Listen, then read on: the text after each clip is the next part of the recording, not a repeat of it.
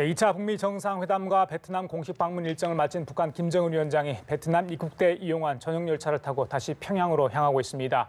향후 어떤 대미 협상 전략을 구상할지 관심이 모아지고 있습니다. 네, 한편 문재인 대통령은 오늘 오후 국가안전보장회의를 주재하고 2차 북미 정상회담의 내용을 평가하고 대응 방안을 모색할 예정입니다.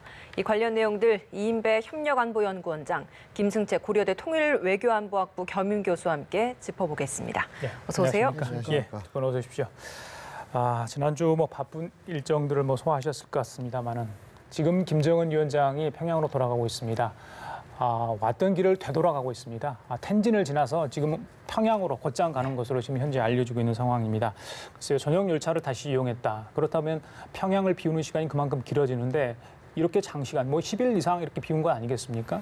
그만큼 여러 가지 이유가 있을 것 같아요. 네, 우선 이제 열차를 타고 움직이게 될 때 정무적인 홍보 효과가 있었죠. 일단 전 세계 이목을 집중시키는 효과가 있었기 때문에 그 부분은 여전히 유효한 효과인 거고요.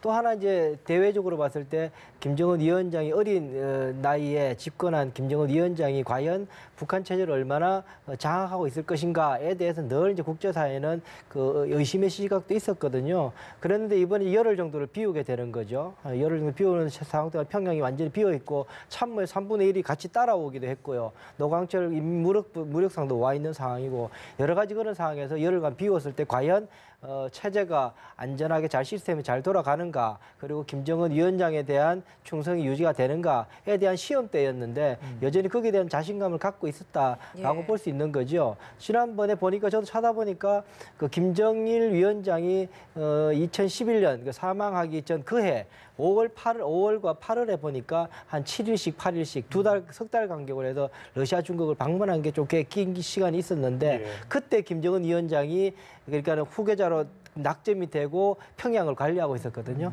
그때부터 사실은 김정은 위원장은 이 후계자로서 이 아버지가 없는 북한을 어떻게 시스템을 관리할 것인가부터 훈련을 받았다, 그렇게 볼 수 있는 부분이었습니다. 예. 베트남을 향할 때는 김정은 위원장 60시간이 넘는 그 시간 동안 기차에서 굉장히 많은 기대와 또 긴장을 하면서 왔을 것 같아요. 근데 이제 다 끝나고 돌아가는 길인데 사실 결과물이 없습니다, 손에. 어떤 마음으로 지금 돌아가고 있을까요? 글쎄요, 마음이 가볍지만 않겠죠, 아무래도. 일단은 찹찹한 심정이 있지 않겠는가 그런 생각이 드는데, 왜냐하면 김정일이 그동안의 대협상 과정 속에서 이번만큼 성과를 거두지 못한 경우가 없었기 때문에, 특히나 이번 같은 경우는 2차 회담이고 그러면서 북미 간에 커다란 딜이 있을 것이다. 또 트럼프 대통령이 국내적으로 상당히 좀 위기에 몰려있기 때문에 오히려 우리가 협상의 주도권을 가지고 가지 않겠느냐, 이런 생각도 했었던 거 아닌가 생각되는데요. 근데 현실적으로는 정반대 상황이 좀 벌어졌습니다. 그래서 아마 지금 돌아가면서 그동안에 무슨 문제가 잘못됐든지 그런 문제를 다시 한번 복귀하고 가지 않겠는가, 그런 생각을 하고 있고, 참모들과도 얘기를 좀 하겠지요. 그런 과정을 좀 하면서 가고 있지 않겠나 생각됩니다.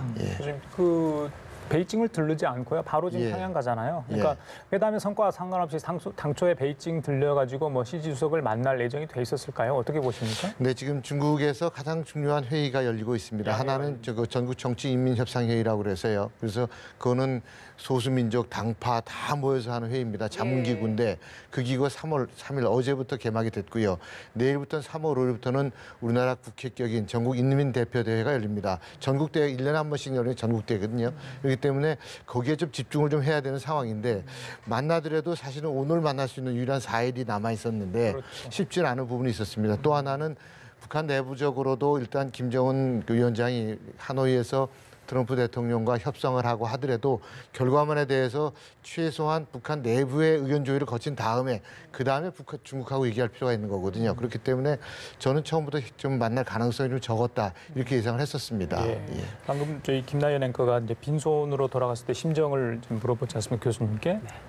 정말 김정은 위원장은 아무것도 얻은 게 없을까? 어떻게 보십니까? 뭔가 얻어갔다고 보십니까? 일단 상식적으로 생각해도요. 일단은 대화하면 싸우든 하든 속내를 알 수 있는 거기 때문에요. 그러니까는 충격은 있죠. 어려운 마음에 불편함은 있을 겁니다, 분명히. 근데 그걸 가라앉히고 생각하면 서로 간에 지금 바닥까지 다 협상 카드를 다 꺼내놓은 상태이기 때문에요. 그거는 협상론적으로 봤을 경우에 누가 잘했다 못했다를 떠나서 일단은 좋은 겁니다. 그게부터 시작할 수 있기 때문에 도대체 저 사람이 뭘 원하는지 도대체 내가 누가 저 사람 뭘 줄 수 있는지에 대해서 지금까지 불확실했거든요. 근데 이번에 어쨌든 세게 서로 의견이 충돌은 있었지만 그 속에서 기본적으로 기본부석에서 속내를 다 드러내고 보여줄 걸 다 보여줬거든요. 그럼 그서부터 다시 시작할 수 있는 거죠. 그런 의미에서 김정은 위원장은 전혀 빈손은 아니다. 그리고 김정은 위원장도 그렇고 트럼프 대통령도 끊임없이 지금 계속 대화할 거다. 예. 대화는 시도할 거다. 해야죠. 정상 간의 대화가 이제 도저히 대화로 해결 안 된다 그러면은 남는 거는 무엇이겠습니까? 그래서 이게 정상회담은 마지막 외교적 해결 수단이거든요. 그러니까 이거는 끝까지 털어줘야 되는 것이 김정은이든 트럼프 대통령 같은 생각일 거예요. 외교라는 게 이런 거구나. 공부는 좀 제대로 했을 것 같습니다. 그렇습니다. 아무래도 뭐 정상 간의 대화도 마찬가지고 국가 간의 협상도 그런데 특히는 지금 북한과 미국은 서로 적대 국가라고 표현하고 있지 않습니까? 그런 관계 속에서 정반대의 생각을 갖고 있는 국가들이 만났을 때 내가 어떻게 협상해야 되는가? 협상의 전략 그러면 사실은 북한의 협상 전략이 그동안에 많은 사람들에게 의해서 연구가 됐습니다만은 예. 저희 학자들이 볼 때는 나름대로 아주 특징적인 특징이 있었거든요. 그래서 그런 것들을 보면은 북한이 그동안에 좀 지지 않는 협상을 해왔는데 이번 같은 경우는 손해도 볼 수 있구나라고 하는 좋은 그 교훈도 얻었을 겁니다. 근데 그것도 교훈이고요. 또 하나는 특히 대미 협상 전략을 과거와 같은 방법으로 가서는 안 되겠다라고 하는 것을 이번에 얻었을 것 같습니다. 그래서 예. 대미 협상 전략에 대한 새로운 접근법을 좀 마련해내지 않을까 그런 생각도 듭니다. 미국도 그렇고 북한도 그렇고 대화는 이어간다라는 의중은 계속 나타내고 있다라고 이야기를 해주셨는데 그게 이제 북한 측의 그런 입장은 사실 북한 매체를 통해서 공개가 된 상황이잖아요. 근데 북한 매체는 그렇게 이야기를 하고 있는데 최선희 외무상이나 리용호 외무상 같은 경우에 외무성 부상이나 리용호 외무성 같은 경우에는 다른 이야기를 하고 있는데 이건 저희가 어떻게 해석을 해야 되는 겁니까? 우선 이제 이영호나 외무성 라인, 이영호나 최선희 같은 게 사실 지금 굉장히 지금 마음이 불편합니다. 왜냐하면 그 사진에서 한번 나온 적이 있었지만 열차 타고 가는 속에서 김영철은 빼고 이영호부터 시작해서 최선희, 김혁철 이 외무성 라인, 뭐 예. 김성애 통전부도 있었지만 이 사람들을 데려다 놓고 이야기를 시켜서 보고를 받는 장면이 나오지 않습니까? 그게 무슨 의미냐면은 예. 사실 이미 벌써 김정은 위원장은 출발할 때 본인들이 내놓을 카드는 다 정리가 돼 있는 상태였어요. 뭘 받을 것인가, 어떻게 받을 것인가에 대한 입장을 고민하고 있는 상황이었는데 실무 협상이 굉장히 어렵게 지금 진행됐다는 보고는 받았을 테고 그런데 과연 미국의 속내가 무언 것이든 해석이 필요한 거죠. 해석은 사실 김영철이 할 수 있는 건 아니고요. 그런 켜켜이 그 최선희처럼 오랫동안 협상 실무를 했던 사람들은 미국 사람들의 논법이나 문법이나 표현법이나 뉘앙스를 아는 사람이기 때문에 이게 진짜인지 그냥 블러핑인지 좀 여러 가지 이야기를 들어봤을 겁니다. 그렇게 해서 아 그래? 그리고 나서 협상장에 갔는데 실패했잖아요. 그러니까 외무성에서는 굉장히 곤혹스럽죠. 예. 그런 부분이 있었던 것 같은데 첫 번째 대내적으로 볼 때 우선은 북한 주민들은 굉장히 기대가 컸습니다. 이번에 열차 타고 갈 때부터 다 보도를 해서 공개를 했지 않습니까? 그 북한 주민들은 이제 조금 경제제도 해제되고 좀 좋아질 거라는 기대가 있었기 때문에 거기에 대한 정책 부담감이 있을 겁니다. 그래서 실패했다는 표현은 할 수 없는 상황이고 그래서 지금 뭐 건설적이고 좋은 회담이 있었다라고 계속 앞으로 그 기조는 이어갈 겁니다. 대내적으로. 예. 또 하나 대외적으로 봤을 경우에 어쨌든 책임을 본인들이 책임지라고 말할 수는 없는 거니까 미국에 대한 일정 부분 비합리적인 결정이었고 협상이었고 무리한 요구였다라는 이야기는 계속 하게 될 겁니다. 그다음에 협상을 하더라도 이번에 마지막 결렬된 수준부터 할 수는 없거든요. 이 마지막이 뭐였습니까? 영변 핵시설 다 포기하는 것부터 시작해야 되는 거거든요. 예. 김정은 위원장 그거부터 플러스 알파로 시작해야 되기 때문에 협상이 굉장히 어렵습니다. 이걸 다시금 뒤로 물리기 위해서라도 우선 협상이 이번에 비합리적이고 과도했다라는 이야기를 대외적으로 미국한테 압박을 할 거고 그럼에도 불구하고 트럼프 대통령에 대한 직접적인 비난은 안 할 거다. 로키로 계속해서 다음 협상을 위해서 어떻게 입지를 다질 것인가에 대한 고민을 하고 있을 거다 보여집니다. 예, 그 회담 결렬에 대한 보도가 북한 매체는 없었다고 저희들이 이제 보도를 통해 접하지 않았습니까? 네. 이전에 나왔던 그 외신 보도에 따르면 관련해서 비핵화 뭐랄지 북미 협상에서 반대했던 사람들을 숙청했다는 이런 얘기도 나왔잖아요. 네. 비핵화 실패에 대한 어떤 부담을 북한 주민들이 모를지라도 어떤 군부랄지 강경 진영 세력들은 이번 회담 결과에 대해서 약간의 좀 불만스러운 그런 표정을 지을 수도 있잖아요. 그렇죠. 예, 그 당연히 부분은 그렇겠죠. 어떻게 보십니까? 예. 자, 그 부분에 대해서는 그동안에 북한의 강경한 군부라든가 이런 사람들의 입장이 좀 더 강화될 가능성도 사실은 있습니다. 왜냐하면은 그동안에 뭐 북한의 협상 전략을 보면은 과거에는 군부라든가 강경파 입장이 많이 작용을 했는데 이번 같은 경우는 조금 전에 이인배 원장도 말씀하셨습니다만은 기본적으로 협상파의 입장들이 많이 좀 들어가지 않았습니까?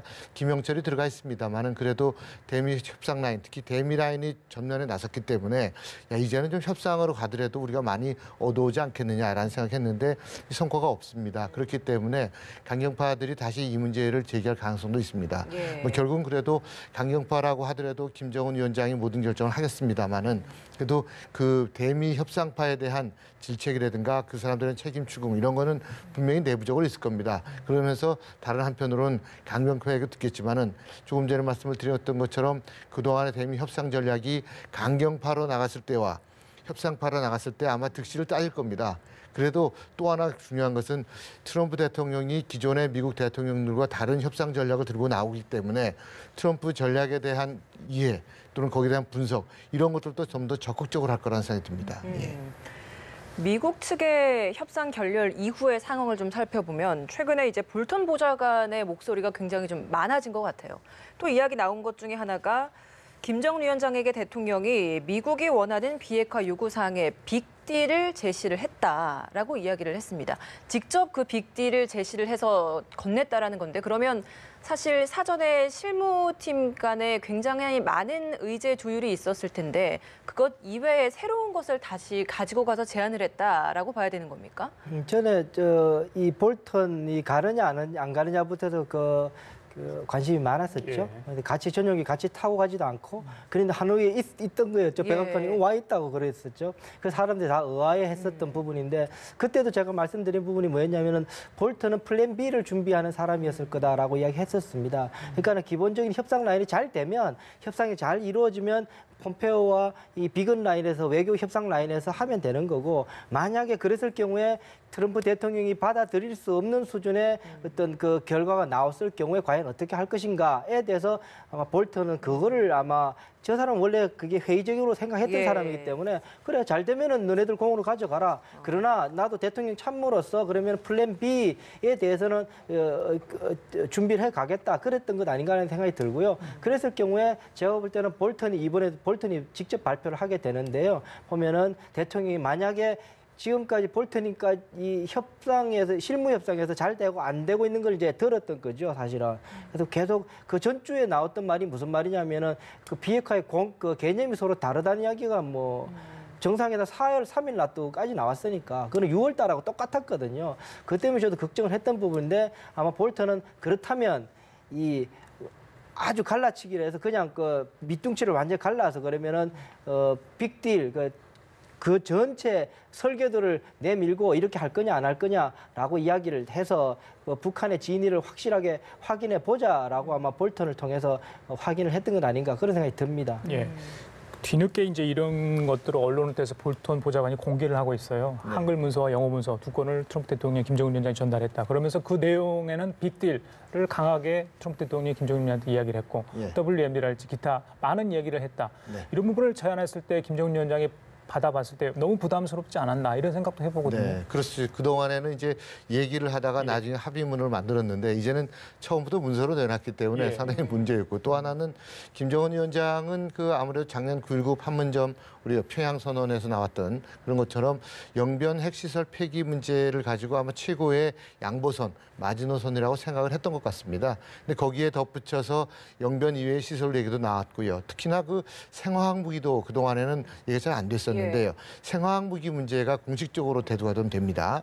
그런 문제가 있고 탄도미사일 문제도 있고 새로운 핵시설 문제도 있고 지금 또 하나는 핵 리스트를 핵 신고를 해라, 리스트를 신고해라 그런 얘기도 나오고 있지 않습니까? 그렇게 되면 이제는 북한이 생각할 때는 미국의 제안이 또는 미국의 요구가 대단히 구체적이고 상당히 좀 아주 저희가 그 북한이 받아들이기 어려울 부분들도 내놓고 있구나. 이런 부담을 좀 느꼈을 겁니다. 그런 입장에서 바라본다면 김정은 위원장이 그동안에 생각했던 것과는 다른 모습의 그 상황이 좀 연출이 된 것이 아니냐. 그런 것들은 일차적으로 그 실무회담에서 웬만큼 조율이 좀 돼야 될 텐데 예. 안 됐지 않았습니까? 근데 예. 실무회담이 조율이 안 됐으니까 실무회담에서 나온 선만 하면 되지 않겠는가라는 생각을 했을 수도 있을 겁니다, 아마. 그런데 이것이 이제 과거에 제가 그 북한과의 관계를 보면은 저희가 중요하게 생각하는 것은 조금 지난번에 잠깐 말씀드렸습니다만은 약간 구차하더라도 구체적으로 적시를 해야 되거든요. 근데 이번에 한글과 영문을 같이 줬다고 하는 사실은 아주 북한에 대해서 그동안에 우리가 이게 명쾌하지 않았기 때문에 좀 입장이 좀 안 됐고 실무 협상에서도 좀 난항이 있었고 겹치는 부분이 많았다. 그래서 이제는 한글과 영문을 동시에 주자. 이렇게 되면 앞으로도 미국도 또 그렇지만 북한도 영문과 한글을 동시에 주면서 구체적인 내용에 대해서는 분명한 입장을 밝히면서 하나하나 협상을 진행해 나갈 가능성이 높아졌습니다.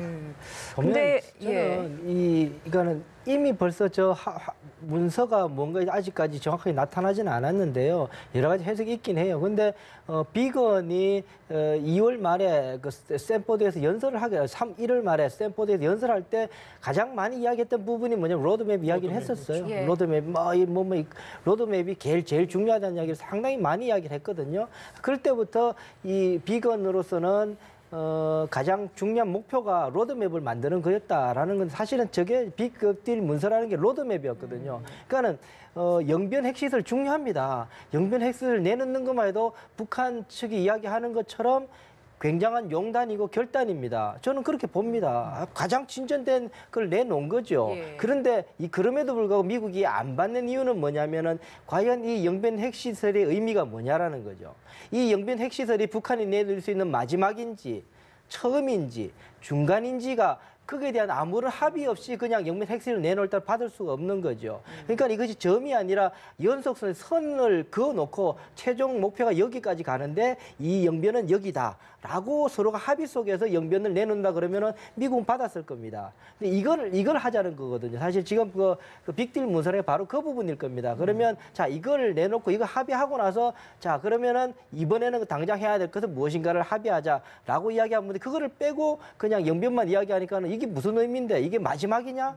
라고 그러면은 뭐 처음 다시 또 몇 년간의 협상을 또 해야 되는 미국으로서 부담이 있는 거니까요. 그래서 로드맵이 굉장히 중요한 거였다 생각이 듭니다. 지금의 비핵화 WMD 탄도미사일 포기 이런 것까지 거론을 했다라고 사실 볼턴 보좌관이 언급을 했던 부분이 회담이 끝난 이후에 사실 회담 장소에서 있었던 내용들을 구체적으로 외부에 노출을 하고 있는 것 이것도 저는 굉장히 생소하게 느껴지거든요. 이건 왜 이렇게 하는 거라고 보세요? 일단 트럼프 대통령 먼저 이야기가 나왔었죠. 기자회견 때. 지난번에도 그랬었지 않습니까? 사실 짤막한 그것 때문에 기자들한테 막 여러 가지 질문을 받게 되고 이게 잘했는데 왜 못했다 그러냐고 짜증도 내고 그랬었는데 어쨌든 그 트럼프 대통령이 직접 이제 여러 가지 이야기를 했었죠. 비공개 이야기들을 막 하니까 뭐 유엔 제재 다 포기하라 그랬다. 그러니까는 저쪽에서는 이제 새벽에 나와가지고 5개만 포기 좀 이제 해달라 그랬다. 이러면서 막 진실 게임이 그쵸. 벌어진 거였고 예. 그 중에 하나가 그 제재 해제에 관한 부분, 또 하나가 영변 핵시설 어디까지 포기할 것인가에 대한 부분.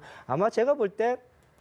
명확하게 이야기가 아주 디테일하게 어디라고 이야기한 것 같지는 않으니까 서로 거기에 대한 그 갭은 있었을 것 같은데 최선희가 이야기를 해요. 그 부분은 중요하다고 보는데 최선희가 다 포기한다 그랬어요. 그러면은 저는 그 반가운 이야기예요. 그러면 아 그랬구나. 내가 잘못 들을 수 있습니다. 그럼 미국은 그거 받아놓으면 돼요. 지금은 그걸 너 그때 그런 이야기 안 했다 소리 하면 미국 손해가 돼요. 그럼 그때 영변을 다 내놓는다 그랬구나. 그러면 그걸 기정사실화 시켜놓으면 다음 협상 때 미국은 더 좋은 거죠. 외부에 노출시키는 것 하나하나도 네. 다 일종의 협상 전략일 수 있다. 처음에는 이것이 그냥 여론전 차원에서 공개를 했었거든요. 여론에서 책임이 예. 본인에게 돌아올까 했었는데 예. 사실은 협상 한 발짝 더 지나고 생각하면 그때 내가 너무 많이 내놓은 것을 너무 기정사실화 됐네라는 생각이 들 수 있어서 최선희도 돌아가면서 조금 부담스러울 수 있을 겁니다. 예.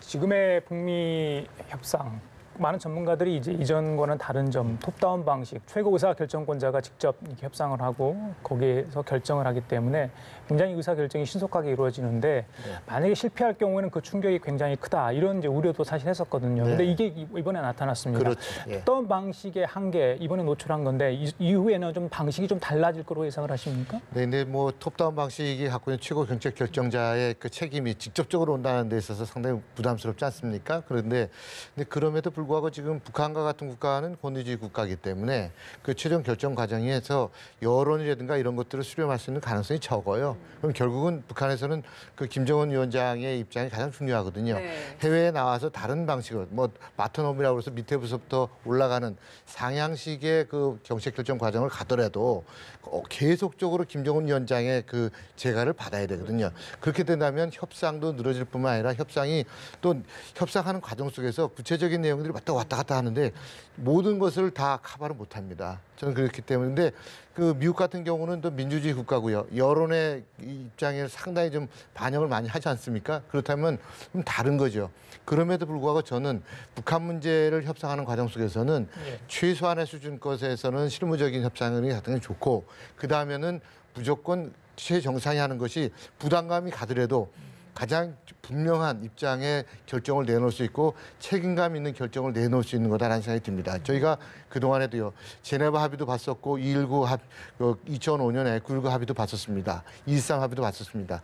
최고 정책 결정자가 안 나서고 다 대리인이 나서서 한 서명입니다. 이런 것을 바라보면은 잘 안 됐습니다. 근데 이제는 이렇게 되면 분명하게 입장을 밝힐 수가 있는 겁니다. 그래서 저는 앞으로 방식은 뭐 실무자들의 입장을 좀 더 많이 생각을 하겠지만 그럼에도 불구하고 이 탑다운 방식이라고 하는 최고 정책 결정자가 모여서 결정하는 방식을 좀 더 선호하지 않겠는가 생각됩니다. 그 대신 그동안에처럼 실무 협상에서 좀 더 많은 것을 얘기를 하겠죠. 그리고 더 많이 만나게 되고 과거보다는 실무 협상이 많아질 것 같습니다. 예, 그렇지만은 결정적인 것은 그 하향식의 방식, 톱다운 방식이라고 하는 것이 훨씬 더 유용한 효과가 있는 것이 아니라 생각됩니다. 앞서서 이제 김정은 위원장이 그동안은 진행 협상을 해오지 않았는데 네. 이번에 그런 것을 느끼면서 좀 네. 교훈을 많이 얻었을 것이다라고 네. 이야기를 해주시지 않았습니까? 그렇다면 이번 이후에 만나는 협상에서는 네. 좀 협상 방법을 좀 바꾸게 될까요? 네, 김정은 위원장이 이번에 그 다 잃은 것만은 아니거든요, 사실은. 왜냐하면은